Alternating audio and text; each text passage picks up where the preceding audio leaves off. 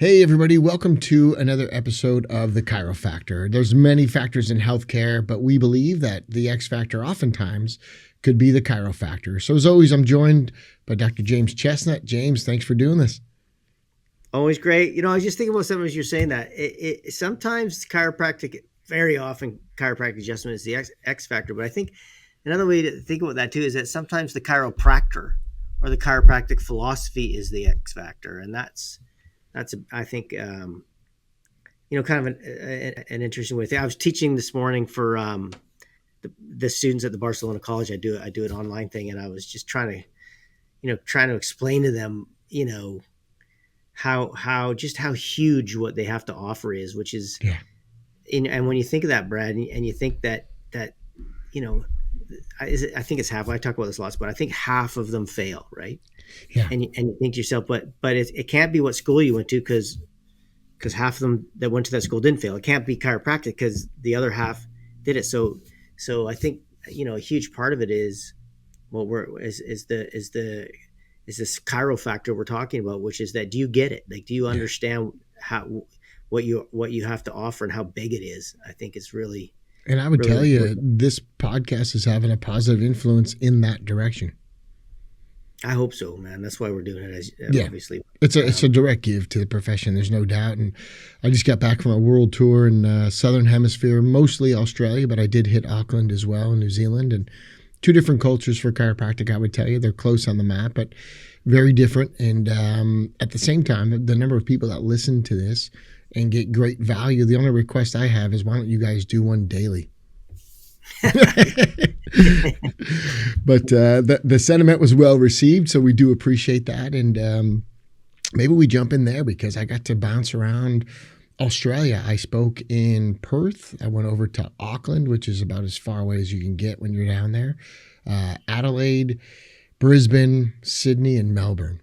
And whether I was doing weekend seminars, teaching the Speak to Attract and how to do corporate talks, or just doing these nighttime gigs, I called it the high voltage tour because basically I just feel like a little bit of science, a little bit of philosophy mixed in with some rock and roll mindset and some actual table talk and procedures was going to be. Let me interrupt there because a lot of people don't understand what you just said. Okay. Yeah.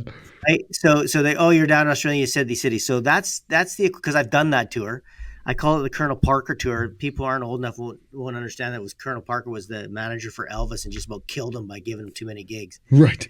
And there's a few times where I don't get sick, but the few times in the last 20 years I've been sick, we're coming from doing Australia tours and then UK back to back. But what Brad just said was he did the equivalent of traveling all the way across Canada, right? And then back and then down to the United States, the southern part of the United States, all in one tour, with very few days in between. Yeah. Dude, I've done it, man. I did it as a younger man, 10 years ago, maybe 8, but God love you. Yeah. I hope they appreciated it and got lots out of it. Thank you. Yeah. And that was after a 16-hour flight down there. And then, the distance from Perth to Auckland is almost like LA to London. I mean, it's a good long flight. Yeah. And the time zones and it's like, it's not an easy gig, and you got to be up when you're on stage. You got to be up. There's no it's rewarding, obviously, or we wouldn't do it, but it is a tough ask. Yeah. And for me, it was one of those like, all right, this is a give. It's the end of the year. I'm going to blow it out. And so I would do weekend seminars, and then it was basically a city per day. I would get up each day, and how I had to switch in hotels and go to do another nighttime gig from 6 to 10 p.m. and then wake up in the morning, grab my bags, fly to the next city, do a 6 to 10 p.m. gig. I loved it just because I saw the impact on the audience, and you could see what was changing. That's part, for sure. Yeah, totally. Yeah, and I'll be doing it again in 2025. Less cities, but I'll do I'll do a couple when I'm down there. And I think I won't be doing it. Okay. But I think what was cool, maybe where we could jump in with, was a little bit of my theme. A lot of it was Maha, which down there I said make Australia healthy again, and then we came up with like a NASA for New Zealand, was make New Zealand healthy again. But the idea really was just, hey, there's momentum. I think for the first time in light of some recent elections, this is the year 2024, and Bobby Kennedy just got tapped as a really, really high position in healthcare, maybe the highest position, for some new decisions and some new agencies and some restructuring and some dismantling and some accountability. Accountability and truth to come out. And I just said, you don't have to agree with everything this guy says, but on the topic of healthcare, it's going to be a wide range. And whether it's lifestyle things you want to talk about or apply it to your friends and family, because he's talking about 5G towers and, pesticides being sprayed on food and how pharmaceutical companies are operating and the nefarious activity there. But also something that I've talked about with patients of mine is that, cereals like Fruit Loops, the reason they spell it F-R-O-O-T is because there's no fruit. There's no fruit in the cereal, so therefore legally they're not lying when they say fruit, F-R-O-O-T. If they spelled the word fruit, there would have to be fruit in there, but because there's not, it's all chemicals. And so I've used it. It's like, and by the way, the so-called experts in nutrition tell you that it's healthier to eat Fruit Loops and Frosted Flakes than eggs. Yeah, so, and most of those health experts, they've made the dietary menu for hospitals and airplanes. So if you think of the shittiest food, it's probably those two places, and those are also health experts. So, yeah, it's the cool thing from a personal standpoint about all this is that if you read my book or if you've been to any of my Eat Well, Move Well, Think Well stuff over for the last 20 years. Kennedy's basically reading out of the book. That's right. I mean, all this stuff now, Casey Means and all these people, or Cassie, however you pronounce it. But, all the stuff that's coming out now that was kind of, very, just very hard to get into the mainstream. That's right. But so evidence-based is now on the, they're interviewing him on the major news networks. He's going to have a voice, and this voice is our voice. That's It's everything that we've been talking about for so long, and finally it's going to be, because you can't win the debate against us. Right. Obviously, we have all the evidence on our side. I mean, clearly, but and again, I used to argue often, and again, whether I was I've spoken at universities in front of government, sort of panels, like all this stuff. And I would always argue, listen, we're having the wrong argument. What we're arguing about is how we're going to afford healthcare or who's going to pay for it. It's the wrong argument. The argument should be, why are we paying for things that don't work? What should we be paying for? Right. And when you only pay for things that work, you spend about 1/100th of the expenditure. And so, but what they do is they create this sort of straw man argument, right? About who's going to pay for it, and it's such a ridiculous argument. Who gives a shit who pays for what doesn't work? Right. And they're not outcome based. There's no responsibility that anybody gets better. And and so Kennedy's, he's saying that out loud, on the national news. Thank goodness. And what's interesting is even his detractors can't argue with him. That's right. Hey, who's familiar with that chiropractor? Your detractors, when you're solid in the evidence, they can't argue with you. Right. They can only talk behind your back, not to your face. And that's what you're going to find out with Kennedy. Ladies and gentlemen, he's revved up. It's time to start the show. But here's the other thing is, with Kennedy in doing this, the idea that these conversations are coming out, let me be the first to say it on the show, chiropractic was right again. Amen, brother. Always. It's like we come back to that. It seems like at some point in these podcasts, and here we are early in it, chiropractic's right again. And now Bobby Kennedy's saying it, not a chiropractor saying it, he's saying it. And it's so funny you mentioned the word voice because specifically for him, he's got a spastic paralysis of his vocal cords. And I did a number of fundraising events and attended events with him, and I actually pulled my phone out at one point. And he said on camera, my camera, chiropractic care has made my voice stronger again. And so what I love about that is he knows it's his lower cervical adjustments that seem to be helping him the most. And it's not for neck or back pain, but he's actually getting a noticeable change in the tool he uses most frequently, his voice. And it's because of chiropractic care. So I'm thinking the guy that is on television, the guy that's proving us right again, has also had benefits in a vitalistic model by using chiropractic care. So when I was down in Australia and bouncing around and did the stop in Auckland, like I was foaming at the mouth. I'm like, do you guys understand the opportunity we have here? He's not only exposing the big pharma cartel and the wrongs that have happened in healthcare and stuff like Fruit Loops and now 5G towers. They did a study on the amygdala from 5G towers and how it decreases, destroys cells in the amygdala, your emotional component, so downregulates your emotions. Meanwhile, you're getting a dopamine addiction from screen time. They're literally dumbing you down. But he's saying it. Mm-hmm. And he's also benefiting from vitalistic care. So I'm pretty sure there was a contagious energy in the room because it was like, let's fucking go. Yeah, and then they're calling him anti-vax. He goes, I'm not anti-vax. I had to sue Anthony Fauci, right? Because he kept saying there was peer-reviewed trials on these vaccines, and I said there wasn't. So I sued him, and they actually won. And finally, Fauci had to admit there wasn't any actual pre-licensure placebo-controlled trials on these things. So it's like. Yeah, and then Fauci also saying the thing with, we're not really sure where the 6 feet of separation actually came from. Yeah, dickhead, it's like you were the one that mandated the social distancing. Criminal. But, right. I don't know if I told you this, but you remember when we were hanging out with Bobby down in after a Cal Jam down there, right? Mm-hmm. And so it was interesting because part of my talk at Cal Jam, I actually quoted, and there's a big, long, full-page quote from his father in my book. He's one of my heroes, Robert Sr. Absolutely. Anyway, I was talking about that. We ended up talking. So he kind of gave me. He said, "I got to give you a copy of my book." He was very kind, and he followed up and sent me a signed copy of his book, American Values, and I gave him a copy of my book, which I'm sure is on a shelf unread if it's even there. But anyway, or he's quoting you on television. Maybe.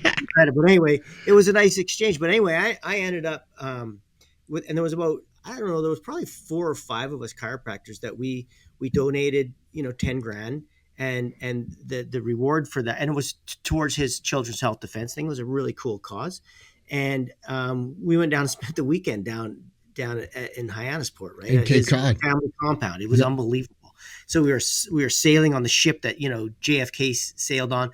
I'm swimming in the pool of his mom and his dad, and we go into the house of Ethel Kennedy's house. It was just I'm a history buff, so it was. And I in grade 6, I did a public speaking contest on the JFK assassination. So for me, it was just like incredible. But what was cool about it, other than that stuff, was that there was a real chiropractic presence there. Yeah. And people don't know this, and I'm not going to mention his name because it's just not part of it. But there was billionaires there, right? Mm-hmm. Billionaires there who had kids harmed, who couldn't speak out publicly, but who were there supporting because they knew that they wanted a voice. And it was just an incredible sort. Literally sitting around an outdoor fire with these people, and it was just incredible. What was cool was, as always, right? And I know Gilles LaMarche was there, and he'll tell you the same story. But all of a sudden, like, people are getting adjusted. Yeah. As always, right? And so it's just it was just such a neat experience, and just to see just how open these people were. Yeah. To the chiropractic message, because it resonated exactly with the message of natural health and all of the other things they were talking about. So it was really, and I met Johnny Cash. It was that's cool. So this guy comes in, right? And he's like, is that why you're wearing all black today? Is it? Yeah, exactly. So we met, and this guy comes in. He's about maybe younger than me, right? And I go, hi, and he, nice to meet you. I'm James, because the introduction was going around. He goes, oh, I'm Johnny Cash. And I'm like, Johnny Cash, and I'm kind of like, oh, that must get you some double takes. And he goes, no, like, I'm Johnny Cash Jr. My dad's Johnny Cash. I was like, I felt so stupid. That's anyway, so funny. What a cool weekend that was. Yeah. What another door that chiropractic opened. Yeah, and I remember being in that room it was me, you, and Gentempo, and he was talking about, they've been fined billions of dollars because they're criminal activity. Exactly. They are convicted felons. He said you can say that because they are convicted felons, and most other professionals couldn't do what they do if they had a conviction for a felony. You just couldn't do it. And yet it's normal for that business and entity. I donated that weekend as well, and I couldn't make the weekend in Oh, Hyannis. dude, that would have been so I cool. know, and I mean, just one of those like I lived in Massachusetts, so growing up, the Kennedys are Camelot. You know what I Oh, mean? for sure. And for sure in the Boston area. Yeah. But at the same time, for a guy to lose his father and his uncle For for sure. their beliefs, you're not going to stop the guy, and he's ready to take a bullet. And his Um, cousin, died. I mean, yeah. that family, the tragedy in that family Hmm. is I mean, obviously the privilege too, but the tragedy was it was cool. Like, so he had all like his kids there and all their friends, and I mean they're all Harvard sort of. It was kind of funny, Yeah.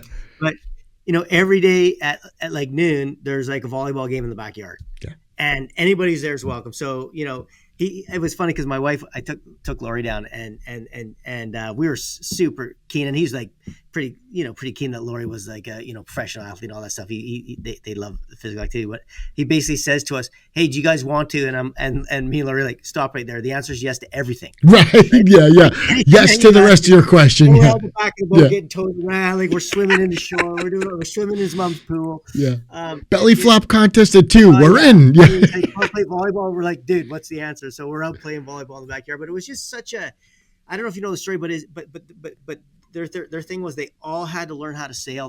They all had to go out overnight. That was part of the rite of passage of the family. Their dad hired a physical instructor. Like if you look up JFK and what he was trying to do for physical education and how he saw the Yeah. importance of it, it's an incredible moment in history right now. Everybody, like if his uncle wasn't assassinated, the world would be a different place. Yeah, because he would have And been president. Martin Luther King was going to be his vice president. Dr. Martin Luther King I Jr. would have mean, been the VP. That'd yeah, be a different world. no Vietnam. He was trying to get out of there. Like they're like in terms of the how the currency is done. I mean, there was a Federal lot of Reserve. things, Yeah. right? Yeah. Yeah, and so, but it's just such a neat idea to think about the fact that these ideas that people call radical were mainstream at one time, right? Like Right. if you think about just how things have flip flopped, what it meant to be a Democrat versus a Republican, or like just it's such an interesting sort of time right now. But So let's harness that a little bit into pro chiropractic mojo. yeah, Because I think for the listeners, and this is kind of what I did in this high voltage tour in Australia, is I go, let me explain how this is good for you. Because I could see some people weren't connecting the dots. And I go, right, look, if you want to talk about anything in health, this will be the time to do it. Definition of doctor is teacher. You and I agree, table talk is not where you do your health classes. Table talk is for positive experiences, short exchanges, one concept. Anchoring, That, right? And this idea of a health class or doing talks, there's plenty of material going to be on social media that you can leverage off of.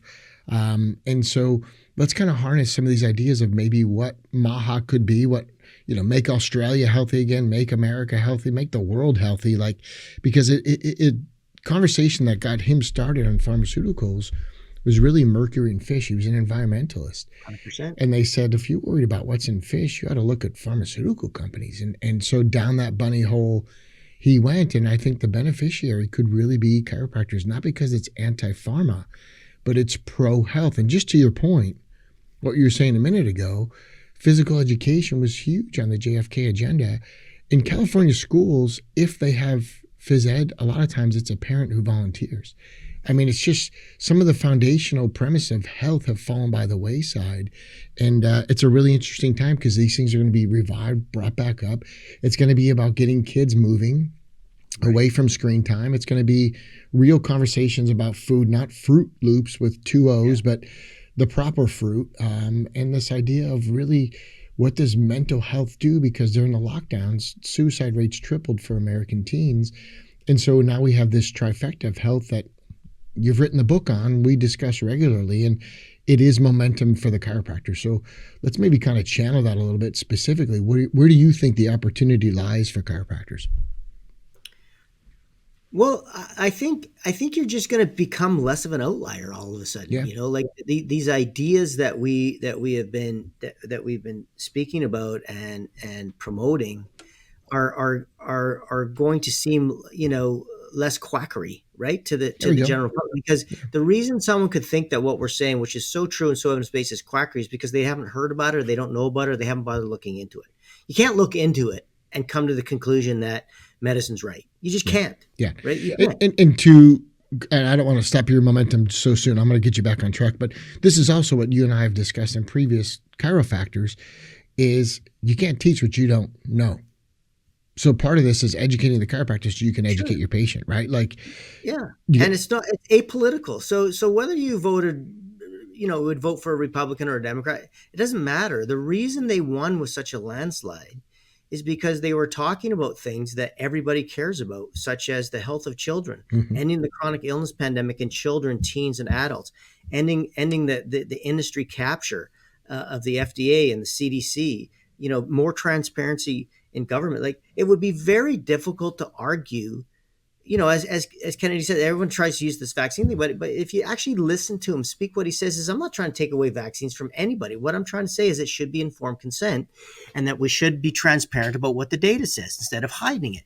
Now, if you disagree with that, you're an asshole. You know what I mean? I don't care. Like, that just doesn't make any sense. If your answer is you can't look into it, you have to shut up about it, I already know you're a quack.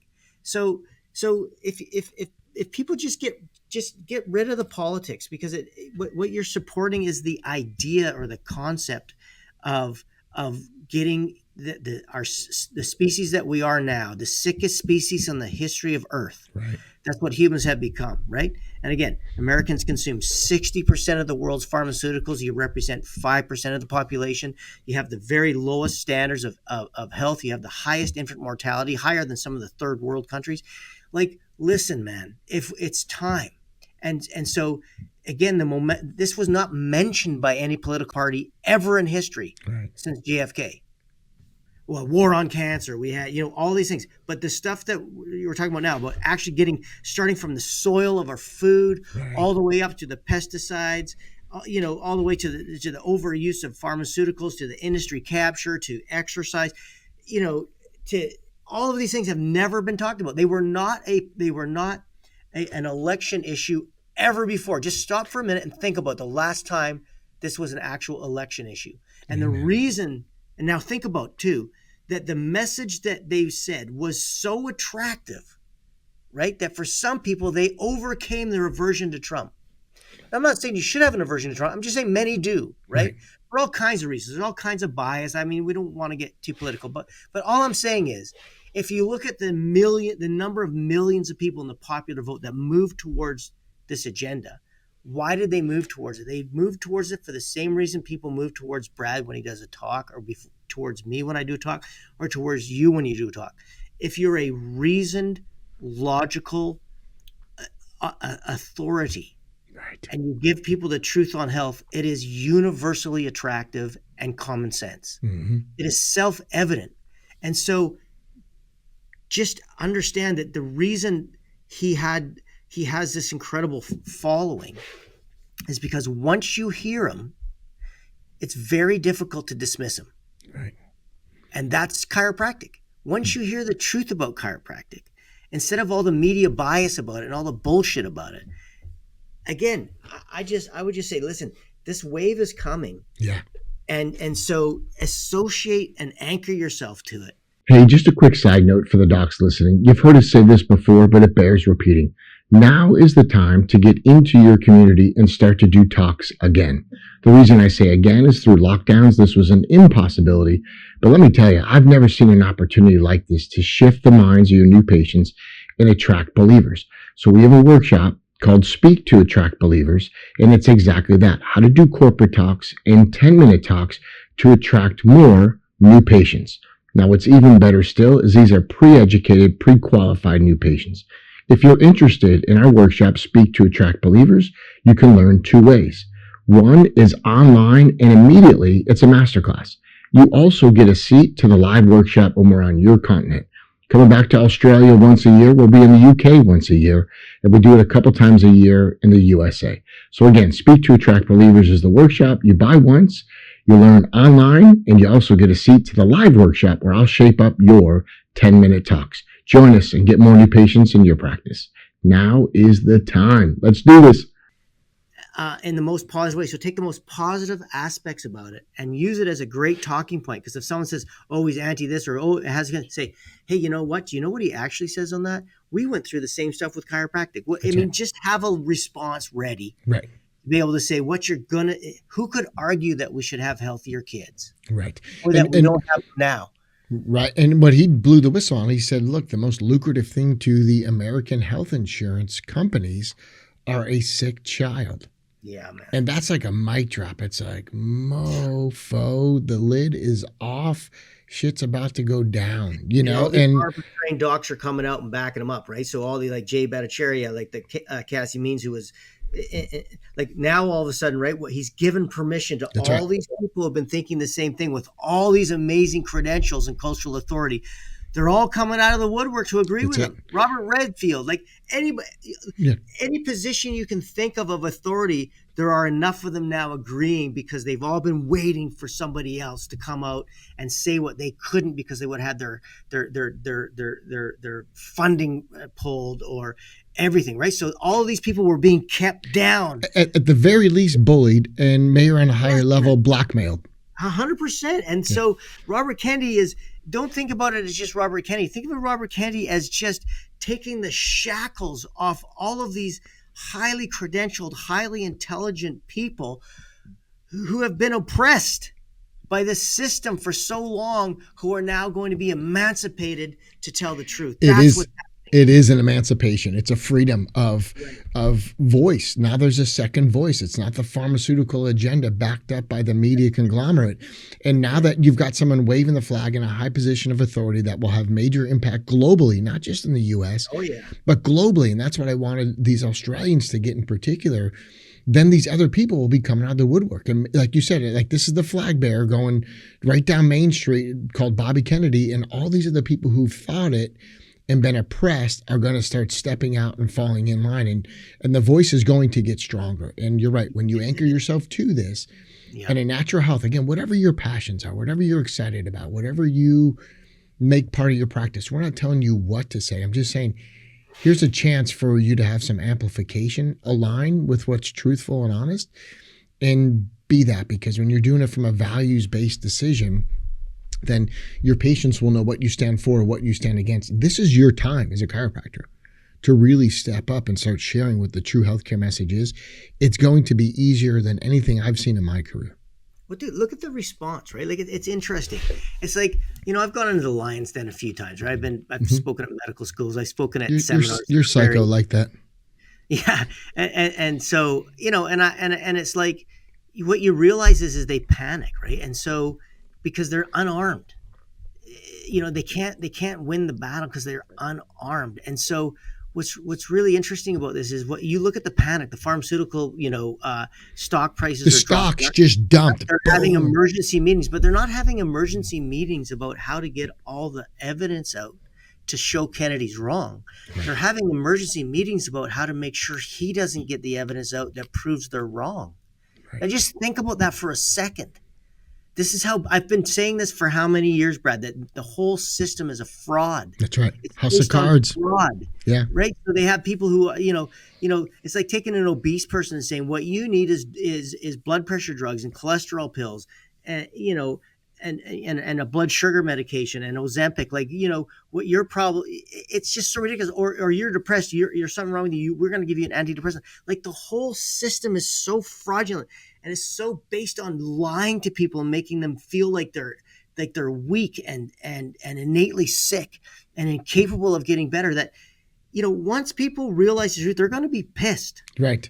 They're going to be pissed off that they've been lied to. When he comes out with all this information about, people who work for the FDA immediately go and work on the boards of all these pharmaceutical companies and how much money the FDA gets from these pharmaceutical companies and how they've hide the evidence of harm and how they've lied about the evidence of effectiveness for all these things and how these drugs get approved. Like this shit's coming out. Like it's in books. I read these books. I know lots of people don't, but there's Harvard professor like Overdosed America. Like I can tell you, man, I have the quotes for all this stuff. I can tell you what the evidence is. Be excited, right? Because instead of some chiropractic guy or a couple MDs writing a book that no one reads, right? This stuff is going to come out, And it's and you coming out watch daily, and it's coming out daily. in big volumes of millions of viewers and viewership and Oh, people downloading. it's awesome. And the Like there's mainstream a media is way. panicking because they're owned by big pharma, That's so right.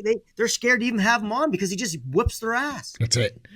right? And then so it's so incredible now to see how mainstream media, which is owned by big pharma, is losing its grip Right. on the dispersal of information. Because thank God Elon Musk bought X, so there's a way to freely express things, and community knows to check it. But I'm telling you, all we want is the truth to come out. Right. We don't want anybody lying. We don't want anybody exaggerating. We don't, all we want is the truth to come out. And it's never been allowed to come out, but until now. Right. It's like, I'm with you. And it's like such a I'm good so time to be fired up because you look I've at this. had very little hope in years, man. Like, you know what I mean? Like sometimes, you know what it's like?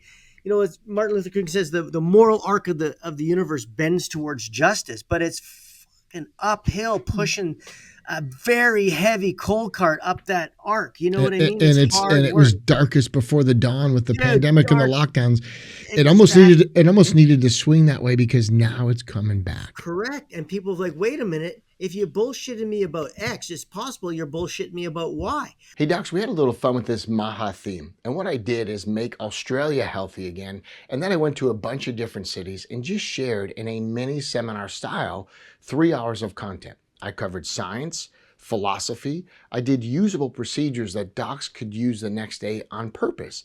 And then throughout my trip, I was getting feedback from those doctors that went to this free 3-hour seminar and were using the procedures I said they could implement right away.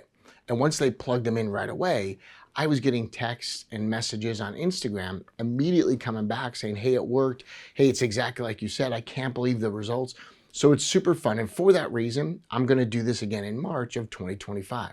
Now, somewhere between March 4th and March 7th, somewhere in there, I'm going to do 3 other cities. I'll definitely be doing Melbourne for the Maha High Voltage Tour number 2. I'll be in Perth, so I might as well do one there. And then either a little bit north or south of Brisbane, I'll do one in the Sunshine Coast or Gold Coast as, again, a nighttime 3-hour mini seminar, totally free.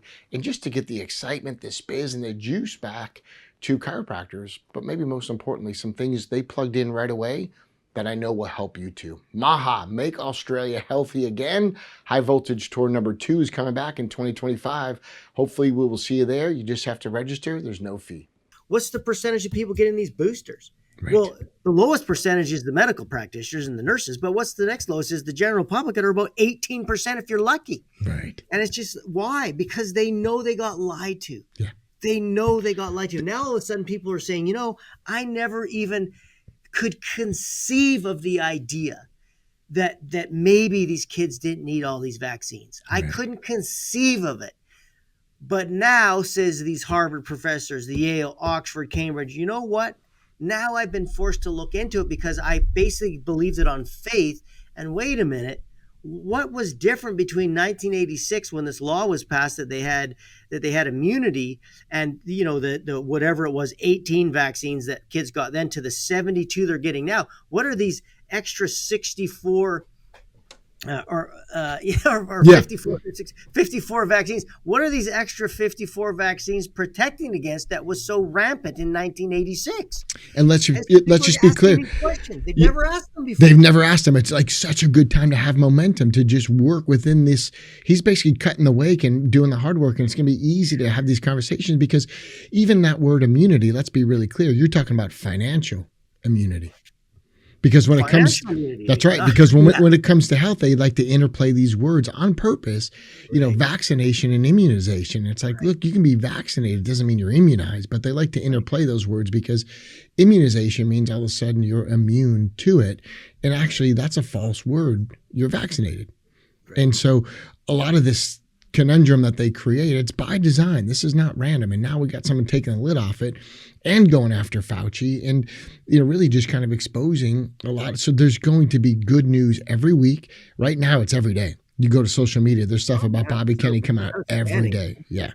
And again, like I say, all these other PhD, MD, sort of world renowned experts that are coming out. Like even Robert Redfield's coming out, dude. Like even Paul Offit was saying, man, I talked to Fauci and I basically said to him, why are we vaccinating kids and why aren't we counting natural immunity like other countries? And the answer was because if we count natural immunity and exclude kids, then we're going to have trouble getting everybody to do it. So we just got to do it blanket. It wasn't for evidence. And that's Paul Offit, dude. Like you could go on to X and look at that. So yeah, man. And you know what? What if it came out and said, you know what? It looks like we were right on half of the vaccines and wrong on the other half. Half of them have really good evidence and it's really worth doing. Dude, don't be mad about that shit. Yeah. Just let the evidence be what the evidence is.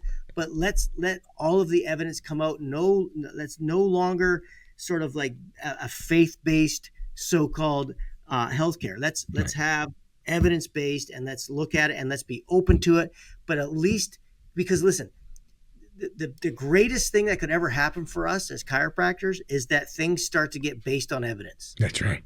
It's the greatest gift we could ever have. Yeah, it is. And that's it, because then chiropractic's right again. I give you a ton of credit because you had the answer in some of the products you offer with the vitamin D, and they talk about that with the immune system, and now that's starting to come out because of Bobby Kennedy and what vitamin D could have done. He's talking about the poisons of American cereals with cow milk for breakfast and how that's the standard crop of pasteurized cow's milk. Could you think of anything freaking worse, man? Right. Like, you know, and so again, there's multiple topics. I'm not telling you what to educate your patients on, but there's a smorgasbord. You're going to get to walk up there and fill your plate with topics you choose to talk about and be passionate about. But on this podcast, we like to bring everything back to the chiropractic adjustment. So if it's cool, I'm going to kind of pivot a little bit and go, hey, man, let's talk about what the benefit of the adjustment is. Let's look at what frequency of care is going to do to help people. Dose response, more care is better response for the healthy patient. And I know you just wrote a white paper kind of along these lines. Tell us what's going on there. Well, I mean, I guess this is a pretty common problem and a quite a common topic for us, Brad, on this podcast in our seminars. But I think one of the great obstacles that practitioners face is they don't get clear information in chiropractic college about, you know, frequency and duration or dose of care, or what the actual legal and clinical and peer-reviewed valid and reliable indicators are for subluxation or joint dysfunction, and they're used synonymously in the literature. So don't freak out, everybody. But very recently, I had some people contact me who have been having some issues with reimbursement, and they're getting pressure from third-party payers to conform to the so-called norms or averages of these third-party payers. And it was interesting because I had a guy say, "What do you think I should say?" And I said, "Tell him to fuck off." And he's like, "Dude, what?" And I said, "Tell him to fuck off. They're ridiculous." I go, "That's not data. That's coerced data where they put pressure on people to conform to a certain number of visits, and then they turn around and tell you that that's data showing what the average number of visits is required to resolve the problem." I said, "But if there's a clinical indication for care, there's a clinical indication for care. It's don't be ridiculous." And I said, and also, like, the data on even resolution of symptoms from the Haas study is like, you look at a minimum of 24 visits. So I said, anyway, so long story short, what I sometimes erroneously assume that people are as familiar with the literature as I am. And that's not fair because I'm in it all the time. And so even though I put it out there for them and I got the research reviews, you know, even if they read it, I just don't think they're reading it as often as I am. And that's fair enough. So I said, you know what, let me put a white paper together. I thought it was going to be 3 pages, 12. Yes. But evidence-based, everything is referenced with the you know, the citation there, the full article citation there. I'm just talking about the title of the paper let me think of it now. Well, I'll look it up, but it's basically saying, how do you determine the clinical need of and site of and dose of chiropractic care? Which is killer. While you're looking that up, I'm going to say this. Some of what James is talking about, just to kind of make a quick translation, if you're outside the U.S., in America, a lot of times insurance companies will say, we'll cover 6 chiropractic visits. Yeah. And so unfortunately, chiropractors go, okay, well, 6 is better than nothing. I'll take it. And what they're doing is they're aggregating a number of chiropractors hundreds on top of thousands that then comply. And they go, look at all these cases. All people need is 6. Right. Because the chiropractors take the 6, stop, and then go to cash. Right. And their logic is something's better than nothing. However, what they don't realize is they're not part of an aggregate group that's working against the rest of the profession. That now they've got data that says, and there's no data that says that amount of care reaches maximal therapeutic benefit. right. There's just evidence that that's the amount of care that gets paid for. And by the way, an insurance company is perfectly entitled, That's right. as long as it's very clearly written in their terms of service, to say we cover X amount of visits to a chiropractor, or we cover X type of outcome for a chiropractor. So an insurance company is legally and ethically able to say, we only cover care during if the person has documented symptomatic back or neck pain. Right. Or we only cover 12 visits of care. They're entitled to do that. And then the chiropractors sign a contract. So it's contract law and it's very clear. You're agreeing to these terms. Yeah. That has nothing to do with clinical need for care. No. That has to do everything to do with what the third party payer is obligated legally to pay for. And you're agreeing to that business model. 100%. Yeah. And my point is, that's fine. But what they can't do as a third party payer is coerce a chiropractor, right, to pretend that there's no clinical need for care when there is, right, just so that they can stay in good standing with the company or avoid being audited or avoid being put on a shit list or whatever. That's coercion. That's illegal. Right. And if a chiropractor agrees to that, they're liable to their patient to be sued.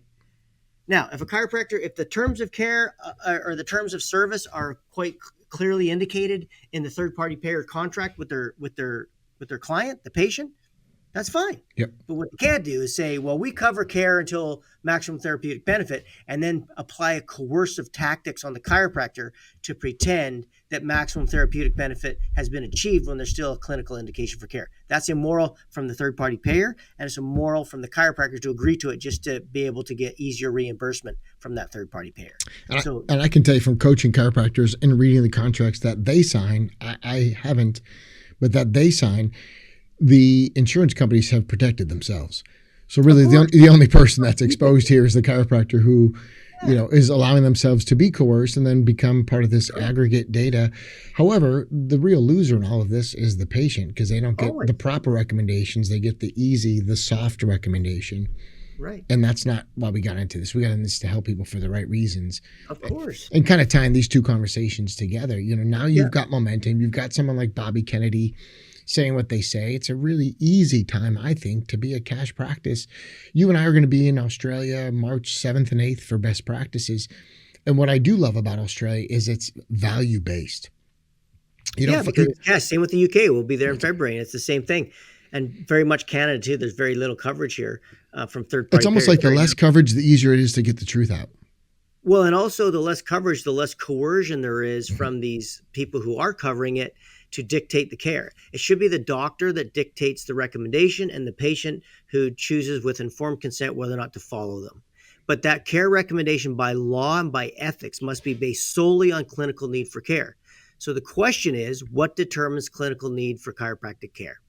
And that's the title of the paper, by the way, is Establishing Clinical Need and Dose of Care, the Ethical and Legal Obligations of Practitioners, Regulatory Bodies, and Third-Party Payers, an Evidence-Based White Paper. So I cover all of it. Nice. And at the end of the day, the conclusion is quite simple, is that there's only one paper that's ever been published on dose of care. It wasn't perfect, but it's the only one we've got. And the findings were, you can expect 50% of patients to be 50% better for pain and disability at 12 visits. Right. So meaning even if it was a linear dose response, which it isn't because it's quicker at the beginning, you're talking that half of your patients only would be at maximum therapeutic benefit for pain and dysfunction at 24 visits. I'm not talking about whether or not the joint dysfunction is gone yet or all the other stuff. And the key transition there and the pivot of that conversation, the real linchpin is that if it's linear. Right.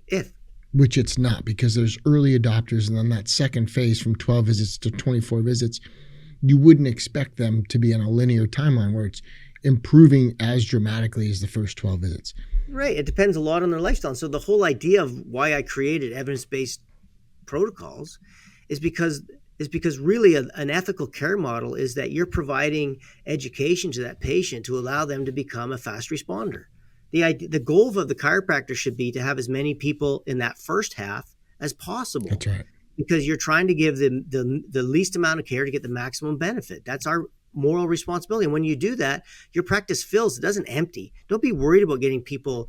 Oh no! All my clients are better in 24 visits. Like that's okay, Right? Because then there's reason for them to continue anyway. Which we could talk about the Santa Macaulay study. But the reality is that if you just provide the best possible care protocol to elicit the best possible results, your practice will fill up, and you will fill up with pride. And as I say, integrity is lucrative. So, but you got to be aware of what the literature says, and you've got to have a bulletproof defense against these people trying to coerce you for less care. And listen, it's not unrealistic for a patient to have to pay for some of their care. Like, right. Give me a break. Yeah. Right. If you get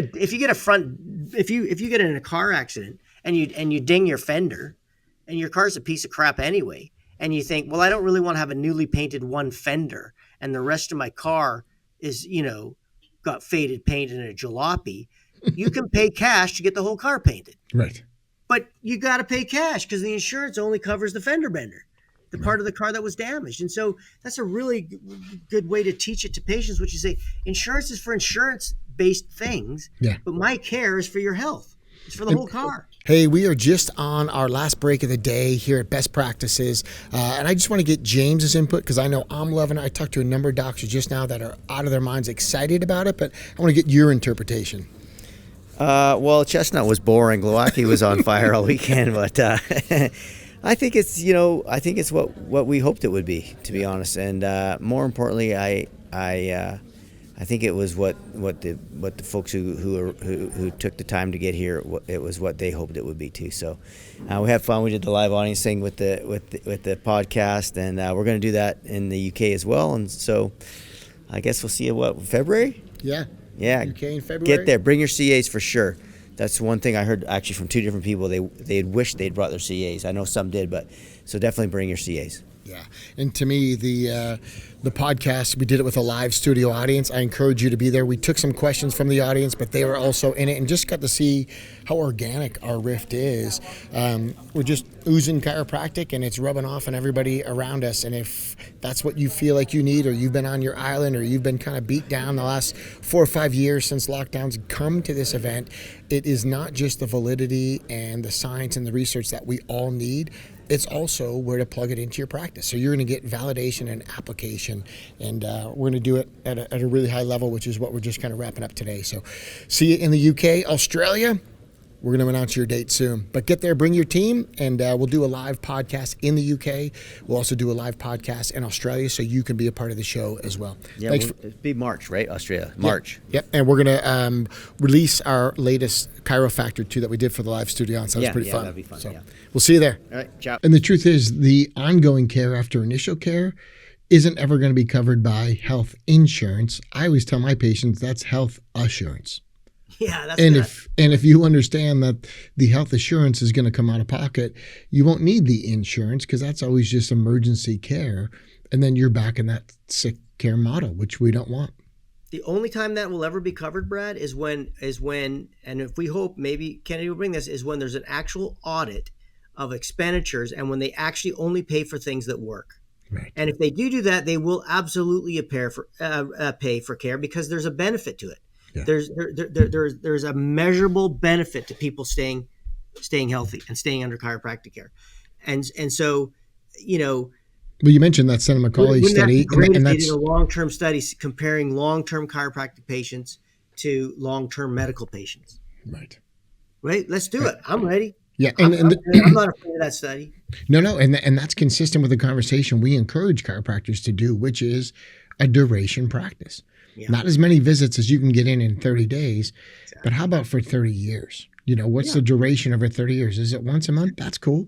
But keep getting people adjusted for life and understand that is the true benefit of it. And you mentioned the Santa Macaulay study, and that's one of those like, hey, we've got evidence of supportive care. We've got evidence of what helps people. But I think, again, even maybe you can speak to this idea that it's a linear conversation from the study to what you do, or are you allowed to do inductive and deductive reasoning saying, Well, hey, you're if 12, obligated to.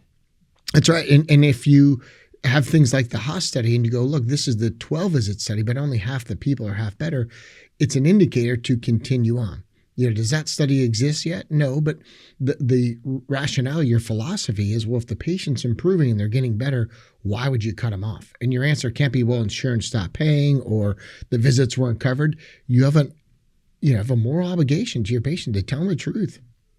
And Brad, it doesn't make any physiological or clinical or scientific sense. So and I always say, look, let's just use any other joint in the body. You've got a knee joint, and it's painful, and it can't move through full range of motion, and it's weak, right?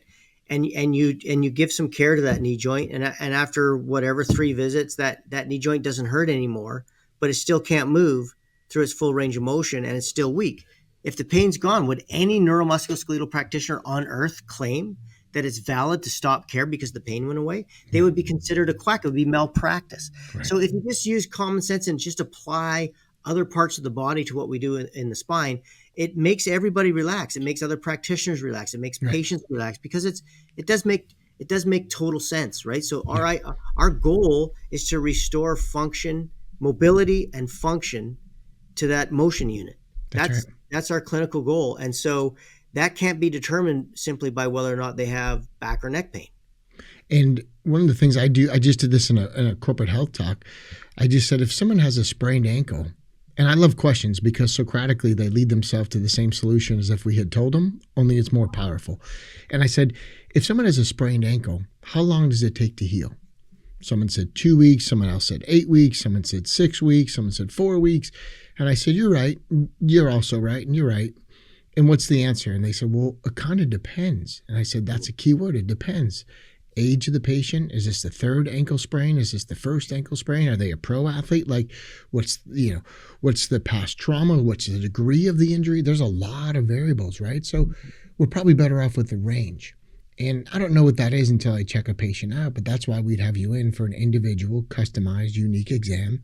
And those are big words: individual, customized, unique. Nobody wants mass healthcare anymore because it doesn't work. The story of the standard American diet, SAD, is very sad. Standard Australian diet, it's very sad. It's the acronym is right there, SAD. And so this idea of what does it take to heal an ankle? And they go, well, it depends. You probably need a range. We need some other variables. I go, right. Which is why we lay out individual care plans.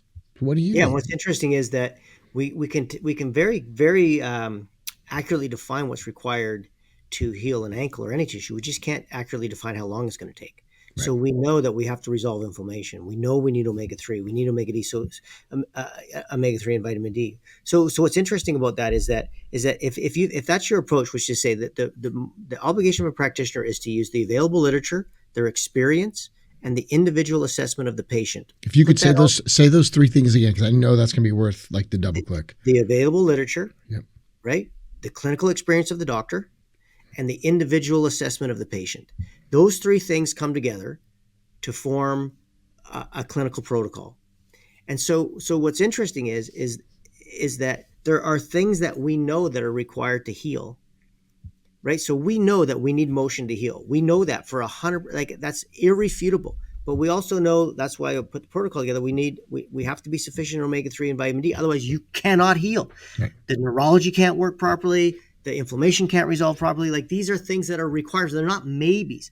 And that's what sets us apart from other people. What sets us apart is that what we say is we take this approach that says there are certain things that we know for sure you need, right? We don't know how long it's going to take, but there are certain things that we know for sure you need. And what we do is we make that all part of our protocol because it gives you the very best chance to get the very best result in the least amount of time.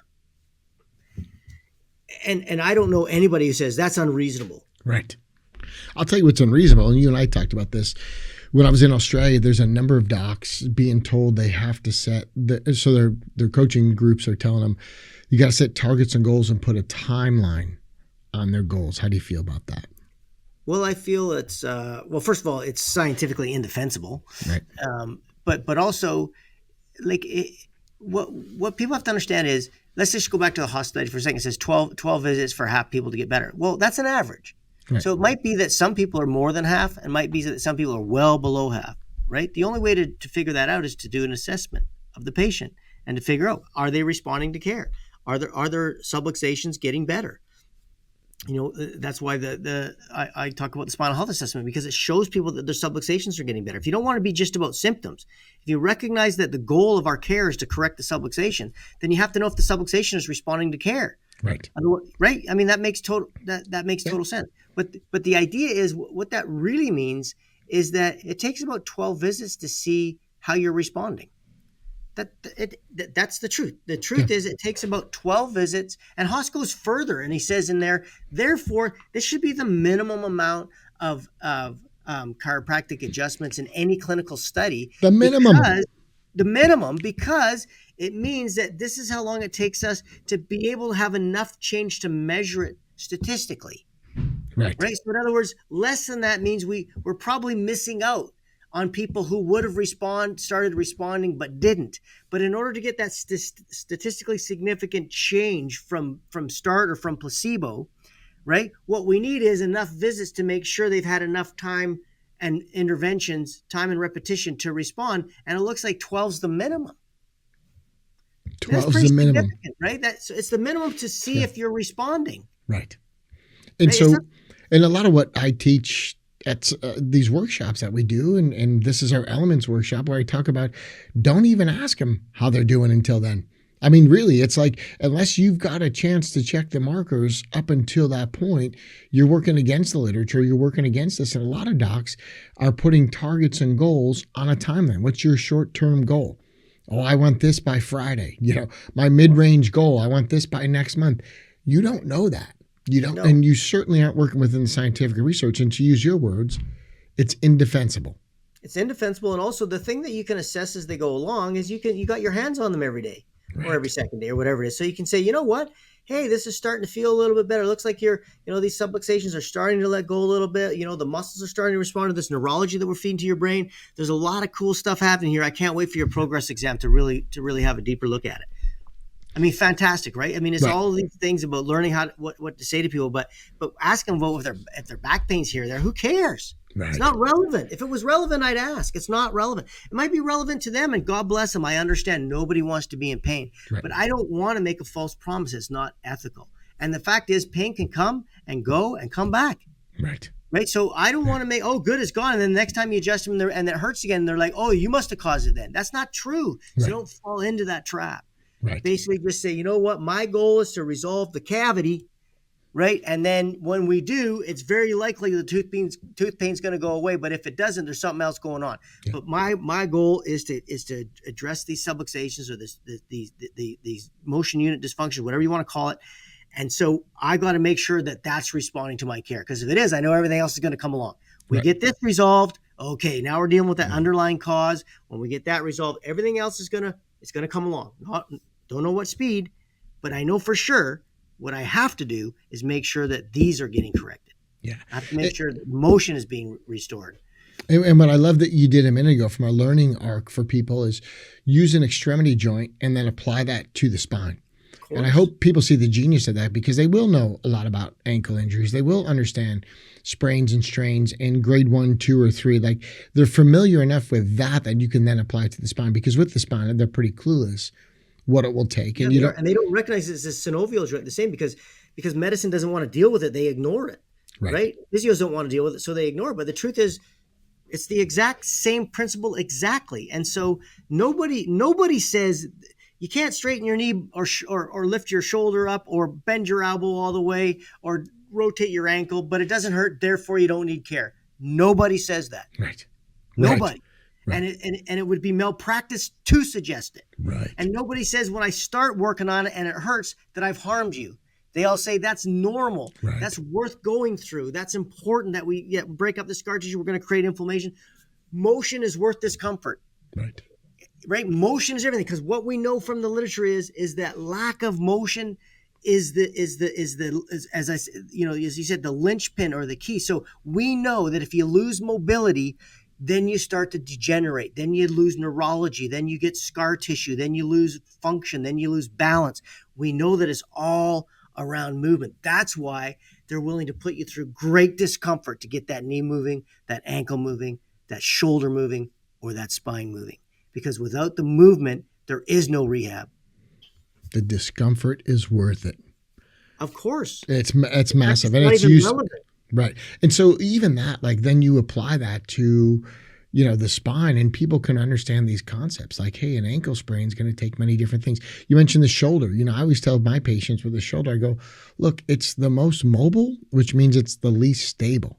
Right. And people go, oh, got it. Like, short sound bites are really what penetrate and get through with patient education. So if it's the most mobile, it's the least stable. Here's what's going on. And we had a guy recently come in, used to play for the Lakers and is now retired, but at the time he was. And we were talking about frozen shoulder and how that could be tied into the occiput. And I casually mentioned that when I was doing this high voltage tour in Australia. And chiropractors go, what do you mean occiput shoulder? And I go, yeah, I know, right? It was one of those, I'm like, oh, that just kind of fell out of the side of my mouth. But that's also why I think listening to this podcast, being around chiropractors that really have immersed themselves in and done so for years. I'm not talking someone that just walked across the stage, no offense, but like people who've been in it and around it for years are going to have so much wisdom to share. And I didn't even know how impactful that was. And I just went and dug up the video recently and I reposted it on Instagram, Dr. Glow DC on Instagram, and it's an occiput adjustment. All of a sudden his shoulder's at full range of motion. I didn't go to the shoulder. I went to the spine because I want to educate my patients. That's the biggest impact. Now, if I needed to then go to the shoulder, I could have, but I adjusted the spine first and then the shoulder range of motion was full.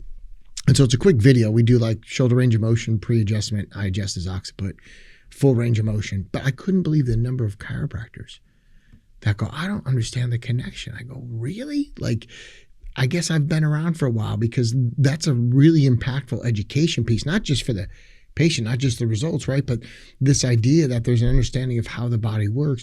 And that's just one example. The truth is chiropractic isn't an event, it's a process. And you got to let the healing take time and the repetition. At a bare minimum, it's 12 visits at a bare minimum. And this question I posted, not to get them better, 12 visits to see if they're responding. Right. Before you check in. And it's interesting, Brad, because this sort of, cements the idea of why it's so important to have fellowship. And, but you imagine, like, not just imagine an individual practitioner. So they graduate and they usually go off and they're usually kind of isolated, right? Right. And so their experience is in science, we call N is the number of subjects. So their experience in chiropractic is N is 1. Right. Everything that they know about chiropractic, right, is really kind of seen through their experience. It's very limited, right? They might go to a seminar here or there, but imagine even then, at first it's N is 1 doctor, N is 1 patient. They've got 1 patient. And then they've got N of 5 patients, and right. So they're very limited in what they're exposed to for patients, and it's very limiting in terms of understanding the full scope of what they can do and what chiropractic can do. But then maybe they go to seminars, they learn some stuff. But just imagine how different you are as an N of 1 practitioner on year 10 after year 1. Right. It's enormous. Now, right. The beauty of this is Brad and I, over the last 20-something years, have been dealing with N of thousands of practitioners. Right. Who share their information and we share with, and then, you bring, and then, thousands of studies I've read, thousands of docs you've taught in practice and taught how to implement this stuff. And then all of a sudden what certain things just rise to the kind of the top of the stuff that works the best and what you see. And it's just like, that's why it's so important to never rely on your own experience only to determine what the reality is, right. Because it's your reality. And the fact of the matter is that one of the greatest things that you and I talk about is that when you just kind of get in a room and be able to talk to somebody who's been at it 45 years, right? Where they started back when everybody was adjusting and they saw, like the amazing chiropractic life experience they have, and how they did have much more fellowship, and all, many of them went to these huge seminars all the Yeah. time, and it was just a different era, right? Because But you learn that things over created a coffee. different chiropractor. Yeah. Environment determines everything, and Envi- man, Environment's huge, and you learn things over a cup of coffee. You're talking to people at lunch, and it's all chiropractic. But look, the word fellowship is also what we're going to offer in the UK, February 7th and 8th. We're going to offer fellowship March 7th and 8th in Australia.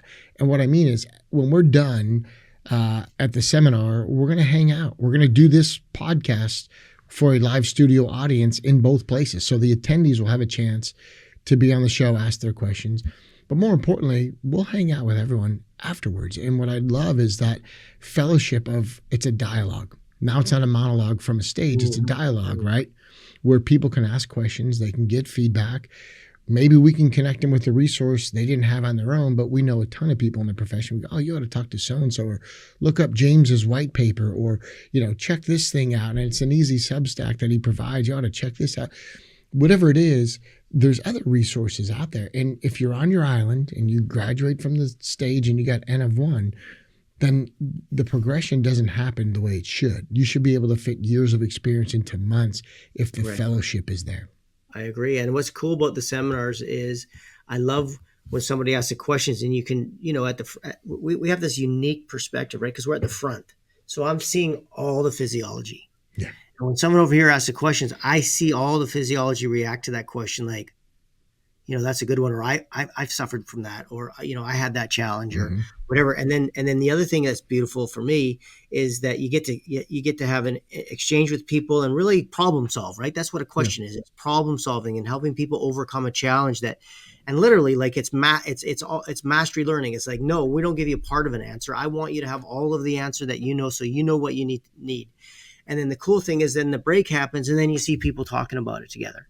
Yeah. Right. That they are getting together and having fellowship. Oh, what did you do with that? What do you do in your practice? And that, to me, is the thing that I think is missing the most for a lot of chiros, right? It's just that interaction with like-minded people who experience the same joys and challenges in practice and in life.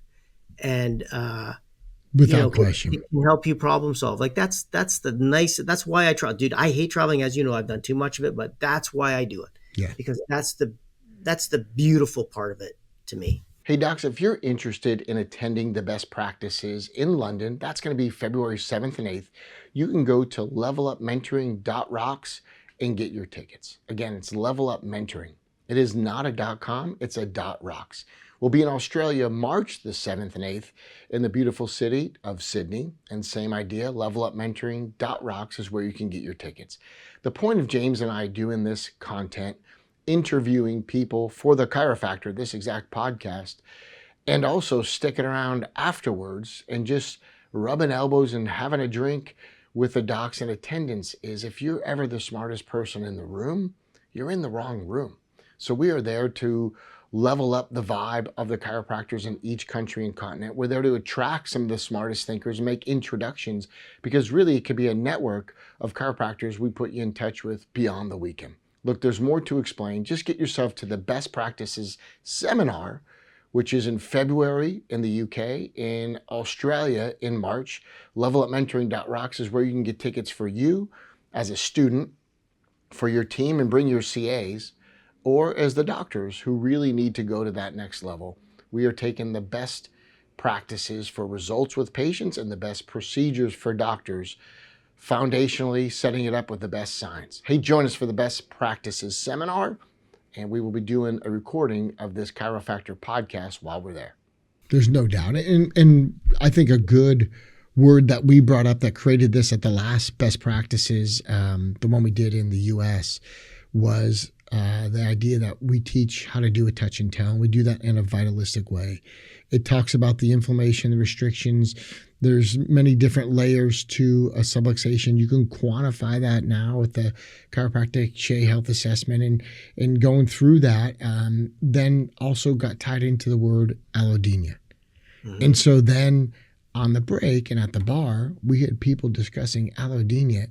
Everywhere I turned, that was the topic that night. And it was something that just kind of came up in the conversation and just was a thing that was in part of the seminar. And then you and I kind of riffed on that through the Chiro-Factor at the end of the day one. Right. But that was the conversation for hours with, dozens of chiropractors. I go, that could be a pivot point for a lot of people, because then if you're really doing the right kind of fellowship and you're an elite group of chiropractors, you're not feeling like you're selling chiropractic. You ethically are connecting with people, the solution, and you go, you don't have to like what I'm telling you, but this is what you need. And if you communicate properly, you will like what I'm telling you. And so just that one word, allodynia, and the procedures we gave and the advanced ways to measure it and recheck it, it was in total alignment. And that's why I love teaching best practices, is everything I've taught for 20 years and everything you've taught for 30 years, it just meshes. And now there's consistent A to Z, or A to Z for our Australians listening, this idea of, where it can go. And then that becomes, I think, a conversation for the rest of their careers, that these chiropractors will fully understand why they did what they did, why it's not just a theater part of the exam. It's actually essential and also measurable and then quantifiable for ongoing care. Mm-hmm. It just puts you on a different path. All of a sudden it's like, yeah. Right? The sweet spot is when the peer-reviewed literature and the chiropractic philosophy and the clinical success all come to a focal point. Yeah. And people just go, oh, right? Because it's not about exaggerating or lying or making stuff up or, some kind of,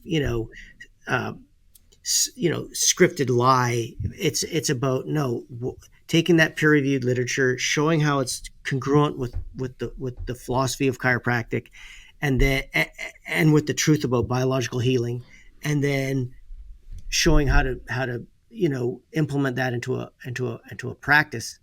And man, it's I love the light on look, right? The chiropractic.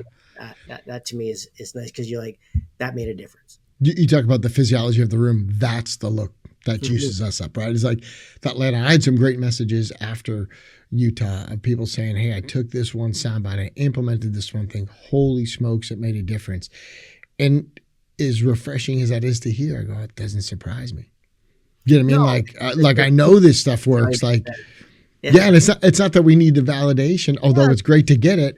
It's just one of those. It's like, no, it's not validating. It's just something to celebrate. Totally. Like, I already know what I say is the truth, and you know what you say is the truth. And I used to say as a chiropractor, I would always say to people, like at their report of findings, I go, listen, in 12 visits, when I reevaluate you, two things are going to happen. One is you're going to say, wow.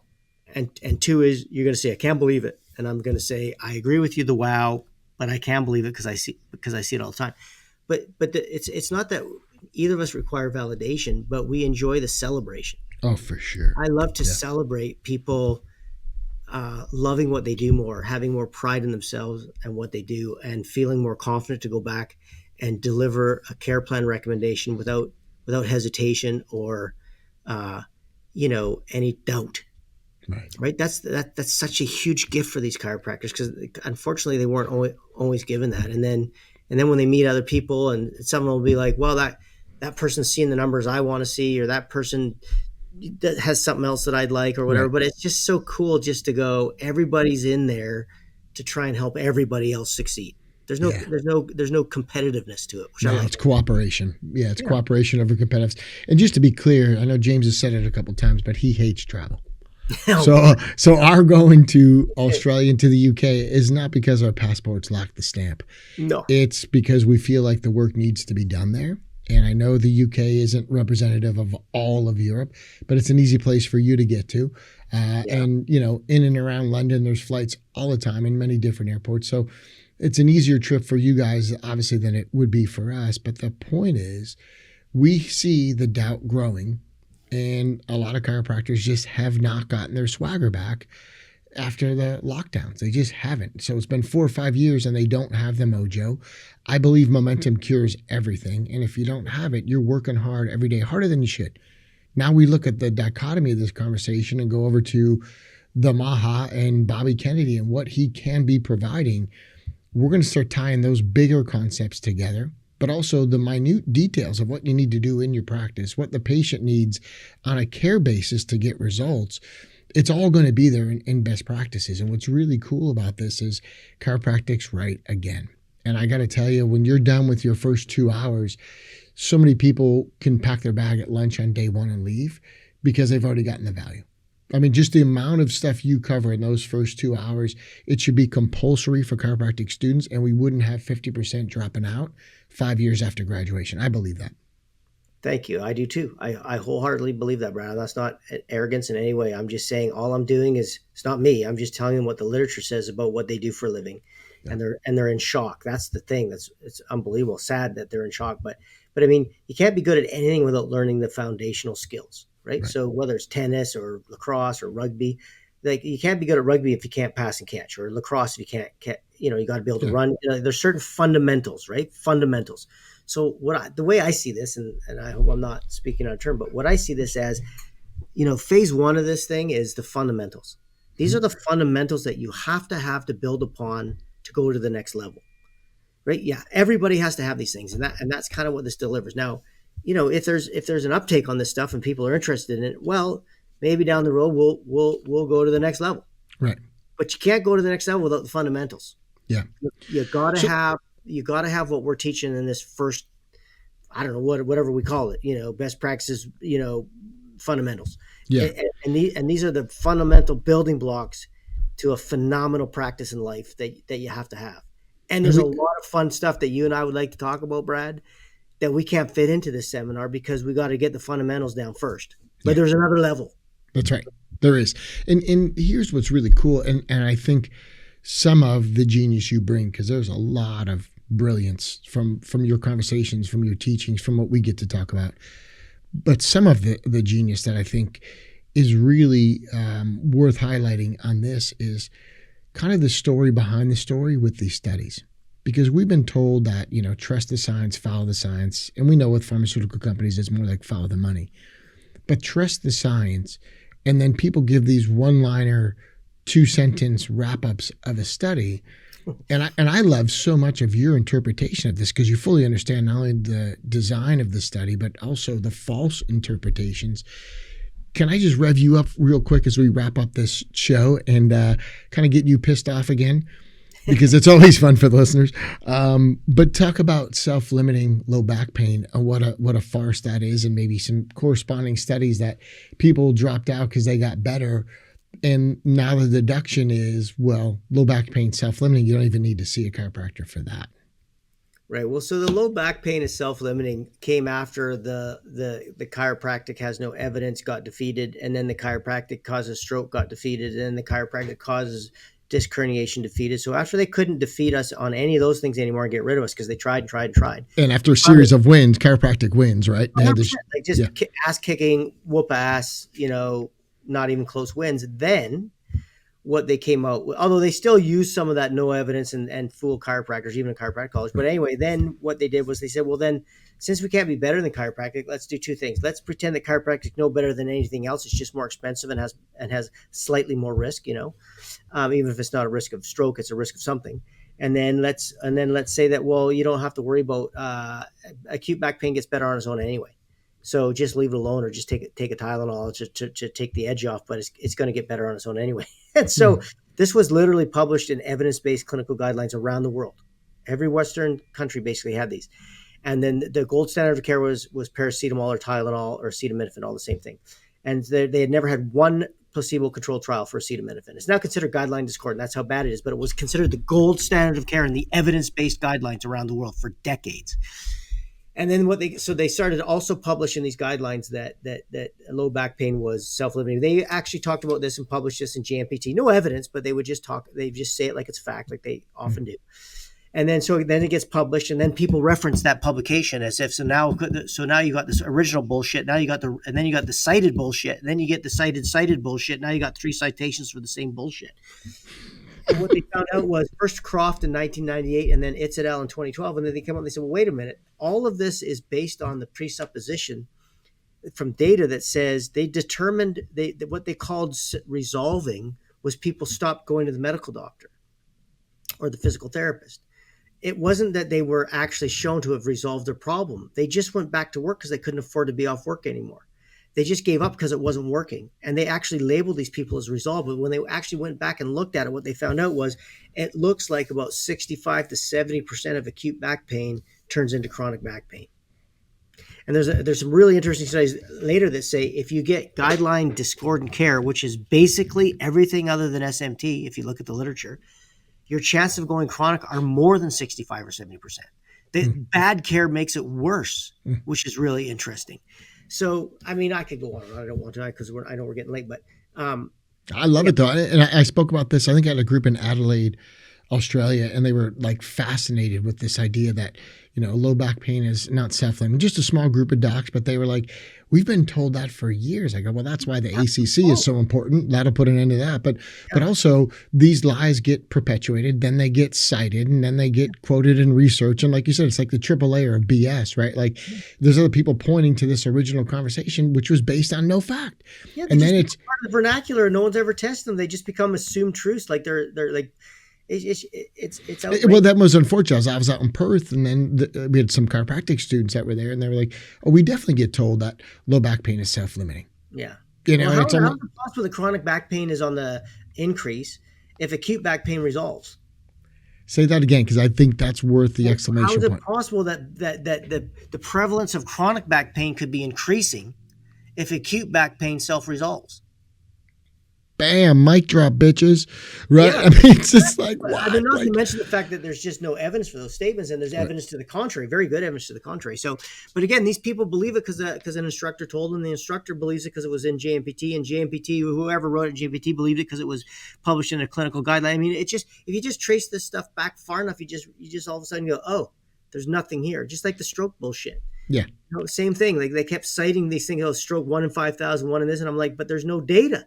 There's no data. It's just somebody's opinion that got cited over and over again. It's all bullshit. When I did all these city tours through Australia and hit Auckland, I even brought up Wilk versus the AMA because the original stroke stuff was part of the propaganda of the Committee on Quackery. Yeah. Now we fast forward to Bobby Kennedy exposing all the truth and really pulling back the layer on all the lies. And the people going to be called quacks now are the medical doctors who've been suppressing the information, the social media companies that have been censoring the information, misinformation. They created a new word called malinformation. And all of this is going to be exposed because the pendulum went too far the other way with the craziness. And imagine if he outlaws, like he should, pharmaceutical advertising on television. Right. Right. And all of a sudden now that means they're not sponsoring, all of the news things, all of the shows, the medical shows, showing what heroes they are in acute care, but not even mentioning how bad chronic care is. What's going to change is, again, what medicine does. They know in order to maintain their monopoly of reimbursement, they must maintain their monopoly of cultural authority. Please say that again, because I've heard you say this at the Best Practices seminar, and it was one of those people I felt like didn't take note enough, or I didn't see enough pens moving, so I jumped in front of the room. I'm like, hey, say it again, and please write this down, because I was like, not enough pens are moving.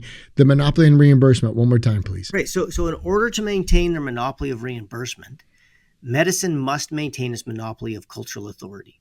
So that's why when you go in and you're arguing with an insurance company, and a medical doctor says, well, you only need 5 visits of chiropractic, and if they want more, they have to get permission from a medical doctor. People go, okay. They never ask, well, what do you know about chiropractic? What evidence do you have? It's because the cultural authority replaces, and credentials, which is in an indissoluble union with cultural authority, replaces the need for evidence. So now they're in this position where they can demand evidence from everybody else, but they never have any demanded of them, right? Well, what Bobby Kennedy is going to do, what the truth does, what people who understand the evidence do, is they say, no, neither cultural authority nor credentials are evidence. Only valid evidence is valid evidence. Where is yours? And their answer is, we've got thousands of studies but no evidence for back surgery, thousands of studies but no evidence for blood pressure medication, thousands of studies but no valid evidence for cholesterol medication. I mean, we could go on and on and on about it. And so, that's what's going to happen right now. What you're going to see is an erosion of the fraudulent bought by big pharma cultural authority for medicine. That's what's getting undermined. That's why they're panicking. They're panicking because they know if people start asking hard, it's exactly like the military. Why am I jumping out of this safe foxhole or trench, running towards that barbed wire and a Gatling gun, Right. to fight over 200 meters of soil that we've been fighting over for 4 years, and millions of my fellow citizens have died? When you asked that question, you were taken out in front of all the other soldiers and executed. Because they knew if people started to ask logical questions, they would no longer follow the authority of the people telling them to basically commit suicide and run with that gun. And that's exactly how medicine worked during COVID. It's exactly how medicine has always worked. If you stand up and ask a question of the status quo, you are basically, censored, canceled, your life ruined, personal attacks. Bobby Kennedy is the first person ever in a position of authority like this that says, I'm questioning the authority of pharma and medicine. Right. I'm demanding the evidence. It's never, ever happened. This is colossal in the history of humankind. It is. And way to build a crescendo to the end of this Chiro-Factor podcast, because the idea that now someone in authority is asking questions of the medical authority and the status quo. Now someone of authority is asking questions about authority. Now the level same authority and credentials to question the bullshit that no one with credentials ever questions this. No, they weren't allowed to. Now Bobby Kennedy's going to pull these people out of the woodwork and say, look, these people with the same credentials that you were taught to trust are telling you not to trust what these people with credentials have been telling you all along. Right. Incredible, man. It's incredible. And that's why I said, again, with the docs, I just got back 48 hours ago. So I'm still pretty pumped up from this trip. They are too. So I'm getting tons of love and inbox messages and feedback, and it's been awesome. I'm going to do it again. I'm going to go back in Australia and do a 2025 high voltage. Maybe we'll do something in the UK for a night. But my point of this is just really looking at it and going, hey, understand that when the status quo is questioned and medicine is going to be brought down on their authority, big pharma in particular, that isn't the time to celebrate. It's the time to get to work. Yeah. This is the time for chiropractors to get to work. Put your boots on. Let's cover some ground, because it isn't the same 200 meters running at the Gatling gun anymore. We're not going to be running at the gun anymore. We can actually make some real progress. We can cover some real ground, and this is worth fighting for. But it isn't time to celebrate just because Bobby Kennedy's pulling the lid off it. Let's make sure that we get the authority that we deserve. Let's look at what true evidence is, because this indissoluble union that you speak of, man, this really our time to put this in overdrive. So I want chiropractors like, give me your best 4 years, the next 4 years. If this man is put...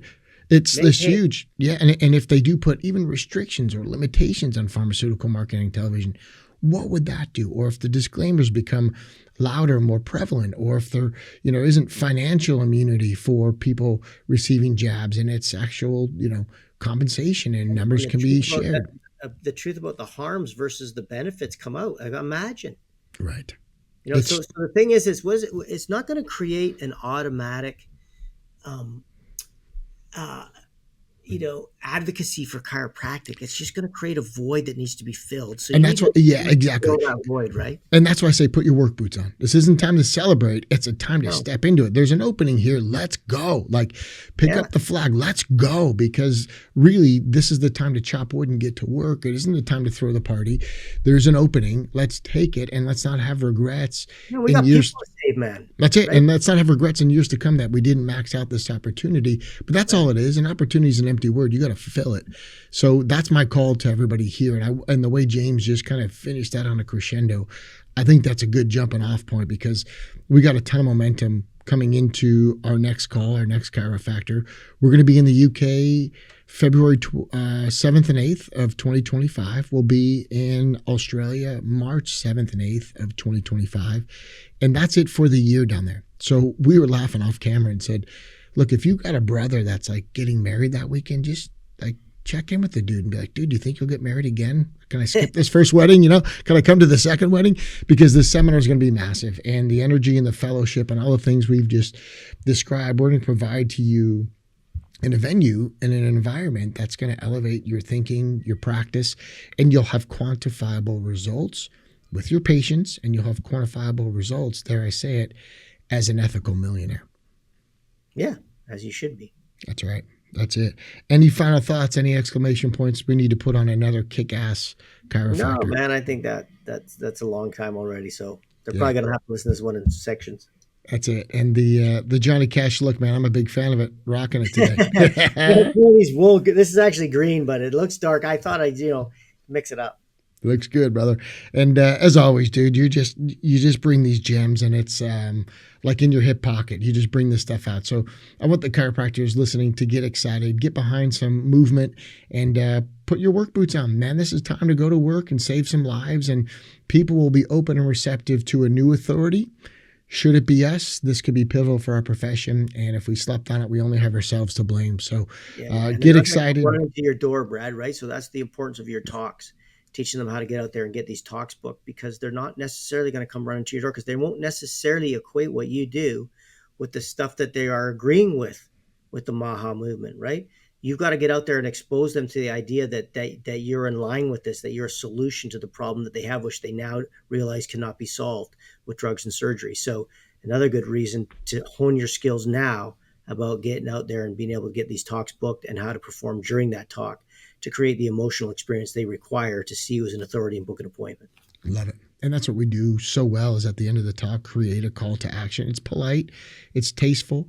I just taught the Speak to Attract Believers workshop in Australia. That's the workshop we teach how to do corporate talks. And we had 2 people in the room that actually booked talks in the room, because we show you how to book talks. But that now happens at every workshop. So Speak to Attract Believers, the reason we call it that is you're attracting believers. You're not attracting skeptics. They're pre-educated. They're pre-qualified. I like going to places of work because I know they're employed. Just some real simple factors. But if you can do that and get a call to action that's polite and ethical, you'll get more new patients in. And right now, I feel like work with a sense of urgency. We have to get to these people before Big Pharma does. And they'll mold. They're like a hydra or whatever it is, right? Believe me, they will morph into whatever frickin' form they need to try and maintain their monopoly of reimbursement. Believe me. So yeah, they are the original shapeshifters. It's going to be shocking. You watch. They're already trying. Yeah, they're going to morph into something else, like you said. And again, going back to the day Kennedy was announced as the head of Health and Human Services, like 18 of the top pharmaceutical company stocks tanked, all of them. Yeah. Like, why would that be if it were for no other reason? That's right. The guilt and the greed and the hypocrisies will be exposed, and they went running. You know what I mean? It's just. And you know what? The good medical doctors will rise to the top too, and I look forward to that, because they are out there, but the good ones are being suppressed, and they basically can't even practice medicine anymore, really the way it should be practiced. And so, there's lots out there that aren't anxious to prescribe a drug every second of the day to every patient. And so you're going to see these people who are already rising up. Absolutely. Yep. And you're going to see these people also, for finally, instead of them being the redheaded stepchild, as I always like to say, right, as the outlier and the quack, they're going to become to be seen as the authority. So it is a great opportunity for all the cream to rise to the top. And I think people don't realize that there's hard rule, soft rule. There's a soft rule with a gag order on medical doctors for breaking party lines. You just don't do that. Nope. They're not raised to be rebels. They're not raised to be hellraisers. They're raised to be A students, follow in line, get the right test questions, memorize information, spit it back out. And there's plenty of good people. We have medical doctors as patients. Many of them will see this as an opportunity to take the gag off, speak up. And again, this cultural authority shift is going to go towards natural health. Now, you should always define your practice. I believe chiropractors are always going to be in trouble when someone else defines your practice. So get a voice, get out there, start teaching what health is. And again, one of the hardest things is to book the talks. And I teach docs how to do that in my workshop. And 2 docs in Australia booked talks in the room for the next month. So it can be done. And if that's your calling, get out there and do that. Check out our Speak to Attract Believers workshop. It's been fun teaching docs how to get new patients, but pre-educating new patients are some of the easiest people to get into a care plan. So looking forward to more, brother. February 7th and 8th in the UK, March 7th and 8th, we will be in Australia.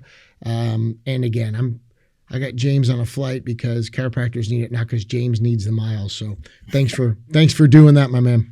I got some hard miles on me already. But hey, listen, I guess it's going to be American Thanksgiving, so I hope that people are actually take some time to be actually give some Thanksgiving and be grateful, and reach out to somebody who disagrees with you on something. You sure need it down there. So I hope that it's a good pause for everybody.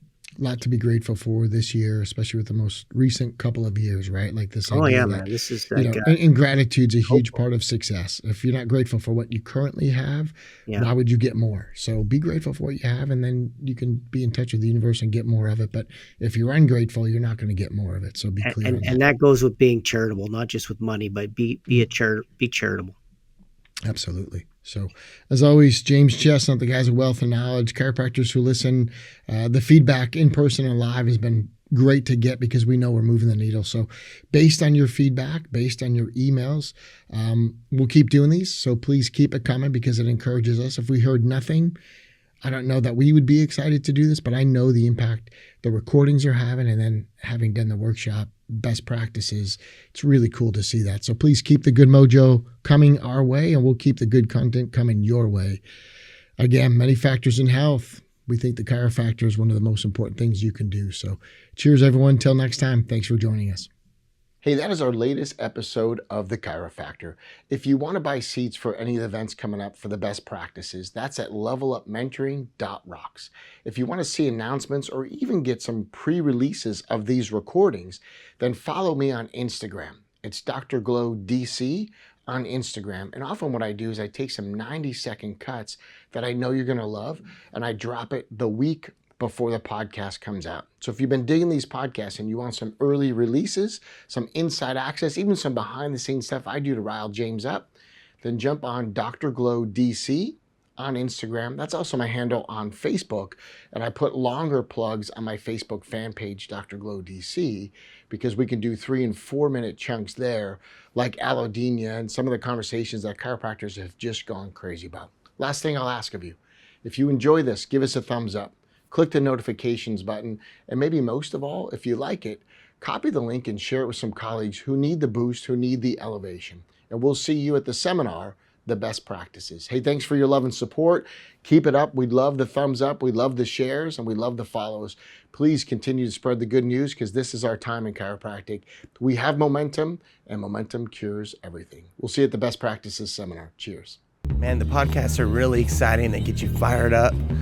They just get you back to being level. But coming to the Best Practices has just been really amazing because you get your questions answered and they're on fire and everybody's excited. Got like-minded people trying to just do better for the population. So I can't endorse it enough. Come to the Best Practices. I also love sitting on a live podcast because you can really see the two grind. It's not scripted. It's just fun, organic, and original. If you get a chance, listen to it. Best practices, awesome, man. It's if you're talking about increasing certainty, if you're certain in the procedures, getting here and listening to Dr. Chestnut is going to kind of unleash the dog. And I can say, like, after this, I'm excited to go back and really turn this thing up. Just having all the certainty, having the research, and being able to back everything that I've been saying for years. It's awesome. And also podcast, incredible. If you haven't listened to it, making sure you listen to that, Chiro-Factor, and then just sitting in on one this weekend, super cool. Answering questions right from the audience, really diving into that next level of certainty of not only on the chiropractic side, but what else can we help them with, how else can we support them outside of it, and how do we make sure they stay out of the allopathic model. Like that's really what it's all about. So if you haven't been, make it here. Hey guys, I don't know if I'm sure most of you listen to the Chiro-Factor podcast. I just want to let you know that we're here at the Best Practices Seminar and it takes it to a whole nother level. So get there. It was super cool last night. We got to be part of the live audience for their next podcast. So I can't wait for you guys to experience this as well. I'm a chiropractor assistant here in Utah at Best Practices. I've seen the Chiro-Factor, which is awesome, that podcast with Dr. Glowaki, Dr. Chestnut, but there is nothing like being in person person and seeing this live, hearing the information as it's coming at you, the energy, it's just so amazing. I highly recommend come to these events because there's nothing like it. I'm here at Best Practices with Brad Glowaki and James Chestnut. This has just been more than I expected, more than I anticipated.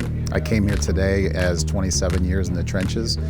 I feel very confident in my heart about chiropractic care. Of course, I love it. I see the results every day. But to be honest, I kind of lack the confidence and the swagger to go up against kind of the research, and chiropractic is lacking in research, and medical doctors are saying this. I always felt a little bit inferior on those conversations. Leaving this weekend, I'm gonna walk into my practice Monday morning with a cape and a swagger that I did not have before. I'm just gonna knock it out of the park. And I wasn't expecting, we got to see the podcast, the Chiro-Factor, live and in person. So we got to sit in on that and ask some questions.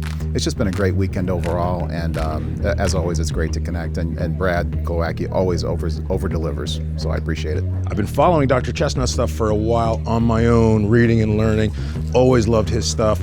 Came out with the podcast. I was like, oh, this stuff is really, really great stuff. The synergy between those two. When I heard about the seminar, the best practices, I just immediately that's where I want to go. And just being here is way better than you think it would be. All those extra questions that come up, and especially between the two, you just get it. They just cover it all. It's just, I'm so glad I came. It's super amazing so far. When you get to hear the podcast, you hear them, I'll listen to them in my car, things like that, but we actually got to sit in on the podcast last night. They were actually doing it live right in front of us, and really, that was kind of mind-blowing. I've never seen one done, and just to see it live like that and really be part of it, it was awesome. I love that experience. It was great. Enjoying this wonderful seminar this weekend. It has been excellent. It has got the fire going again in you. It has answered a lot of questions for me in terms of nutritional supplementation for my patients and the things that we can do that we're not doing in our practice right now. Yeah, I've always enjoyed listening to Dr. Chestnut. I've done other seminars with him, and his ability to take information from the research and make it digestible is amazing. And that's something we can implement every day in our office and make our patients' lives better. Absolutely. Worth every minute. Yeah, worth every minute. Absolutely love it. Here at the Best Practices workshop this weekend in Salt Lake City, Utah. And man, I've been listening to the Chiro-Factor podcast. It's been amazing. But man, being here live and in person, it's just really cool because you're able to get all your questions answered. It kind of takes it a step beyond what you learn in the podcast. And we've really learned how to implement the Level Up mentoring systems, coincided with what James Chestnut has to share with his wellness protocol. Been phenomenal, really, really good weekend. I'm looking forward to more to come.